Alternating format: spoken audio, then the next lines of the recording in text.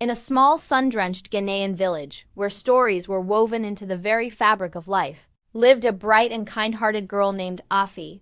She had a gift, a passion for spinning tales that captivated her friends and painted their world with magic. But her life wasn't always a fairy tale. There was a shadow that followed her, a boy named Kojo. Kojo, born into a wealthy family, carried his privilege like a shield, believing it made him superior.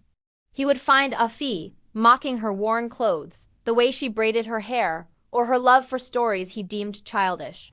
Afi, with a spirit stronger than she knew, tried to let his words roll off her like water on a lotus leaf, but the sting remained. It was hard to ignore a storm that seemed to brew just for you. One afternoon, seeking solace in the quiet embrace of the forest, Afi stumbled upon something strange. A thorn bush, unlike any she had ever seen, its branches twisted and ancient. As she stared, a figure emerged from the dappled light, a wise old woman with eyes that held the depth of the forest itself. She warned Afi, her voice a low whisper, "Be wary of this bush. Its thorns do not merely prick the skin. They reveal the truth of one's soul." Kojo, who had been following her, saw the entire encounter from behind a large baobab tree. His curiosity, sharper than any thorn, got the better of him. He scoffed at the old woman's warning, convinced it was just village superstition. Striding forward after Afi left, he decided to test this so-called magic. He pricked his finger on a sharp point. Instantly, a shadow seemed to pass over him.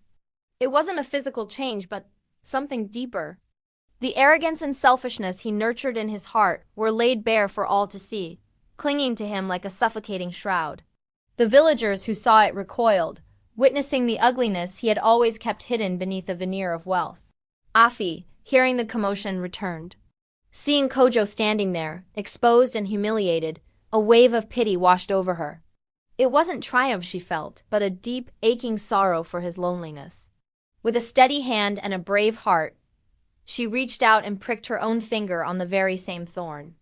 A warm, gentle light seemed to emanate from her, a visible aura of the kindness and compassion that filled her soul. The villagers gasped, this time in awe. They finally saw it clearly. Afi's true strength wasn't in ignoring Kojo's taunts, but in the boundless kindness she possessed. Overwhelmed with shame, Kojo looked at Afi, truly looked at her for the first time. The arrogance fell away, replaced by a dawning regret. He stammered an apology, the first genuine one he had likely ever offered. Slowly, tentatively, they began to talk. Not as bully and victim, but as two people. Kojo discovered that Afi's love for stories wasn't just a pastime, it was a fire within her. She didn't just tell tales, she wrote them, dreaming of worlds beyond their village. A part of him he never knew existed, a part that appreciated beauty and passion, began to stir. He started to encourage her, bringing her paper and ink, listening intently as she read her work aloud. As Afi saw this genuine change, this flicker of a boy she never knew, the walls around her heart began to crumble. She started to trust him. What started as an apology grew into friendship, which then blossomed into a young, tender romance. They navigated the tricky corridors of high school together, no longer on opposite sides. Kojo's past mistakes became his greatest teachers. For Afi, he learned to be gentle, to be patient, to be kind. Their unlikely love story became a quiet legend in the village, a living testament to empathy and the power of a second chance. But the path of change is rarely smooth. Kojo's old friends, the ones who had laughed along with his taunts, didn't understand his transformation. They teased him, calling him soft for caring about Afi. What happened to the old Kojo? They'd sneer. Kojo found himself caught between the person he was and the person he was becoming, a difficult tightrope to walk. Meanwhile, a seed of doubt had been planted in Afi's heart. Had Kojo really changed? Or was this just another act, a clever way to win her over before revealing his true colors again? The fear of being hurt, of being made a fool of, was a constant, quiet hum beneath the surface of her happiness. She worried, she second-guessed, she held a small part of herself back, just in case. One day, Kojo did something that silenced all those doubts. He surprised Afi by organizing a storytelling festival right in the center of their village. He had spent weeks planning it, gathering their friends, their families, and even the village elders. Banners decorated the trees, and a small stage was set up under the great acacia tree. It was all for her, a celebration of her passion. As Afi stood there, watching her community listen with rapt attention to one of her stories, she looked at Kojo, who was beaming at her from the crowd. In that moment, moved to tears by his incredible thoughtfulness, she knew this change was real. It was deep and it was true. Their love grew even stronger, becoming a source of inspiration. Kojo, once the school bully, became a leader, championing kindness and creating a school-wide anti-bullying campaign. And Afi's writing, nurtured by his unwavering support, flourished. She poured her heart onto the page and, with Kojo by her side, published her very first book of short stories.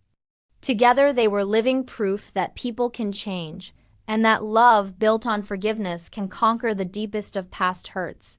Just as their relationship felt as solid as the earth beneath their feet, a new wind blew into the village. A new student, Essie, transferred to their school. She was vibrant, confident, and she was Kojo's childhood friend.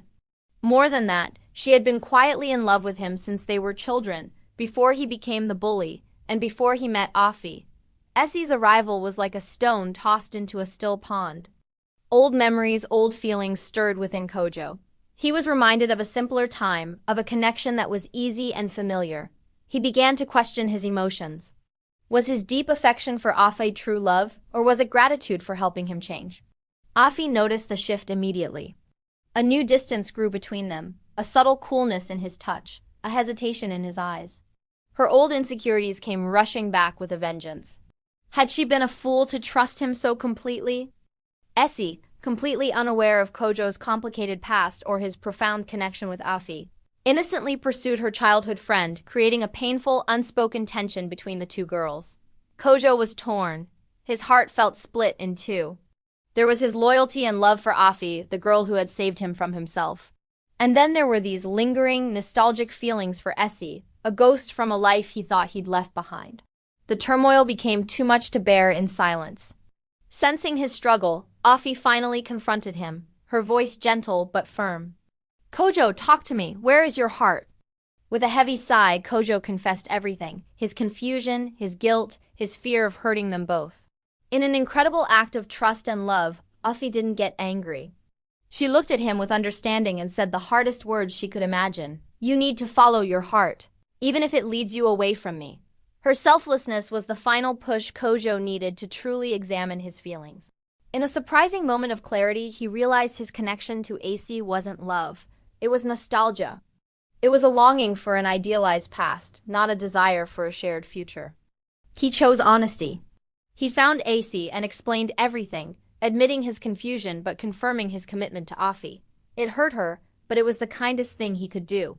He freed himself to fully, and without a single doubt, choose Afi. Their bond, having weathered this storm, became unbreakable. It was a love tested not just by past sins, but by present temptations. Kojo looked at Afi with a new level of awe and apologized once more for his bullying past and for his recent moment of confusion. Afi forgave him completely, and they held each other, the space between them finally cleared of all shadows. Kojo understood then that his transformation wasn't just about being a nicer person. It was about truly understanding the weight of his actions and the depth of other people's hearts. Afi's unwavering love and acceptance had been his guide. Their story was no longer just about forgiveness. It was about growth, trust, and the courage to be honest. Years passed. One evening, Kojo and Afi stood together on a hill overlooking their village, holding hands as they watched the sun paint the sky in hues of orange and purple. Kojo turned to her, his voice filled with a lifetime of emotion. "You showed me that love isn't just a feeling," he said. "It's a powerful force for change." Afi smiled, a radiant, knowing smile, and they shared a tender kiss. As the last sliver of sun dipped below the horizon, their love seemed to shine even brighter, a beacon for others to follow. Their story became a timeless tale, whispered on the wind and passed down through generations, a beautiful reminder to everyone in the village. Love is not about finding someone perfect. It's about embracing imperfections, forgiving mistakes, and choosing to grow together day after day. Thank you so much for watching our story unfold. If it touched your heart, please consider liking this video and subscribing to our channel for more tales that inspire. We'll see you next time.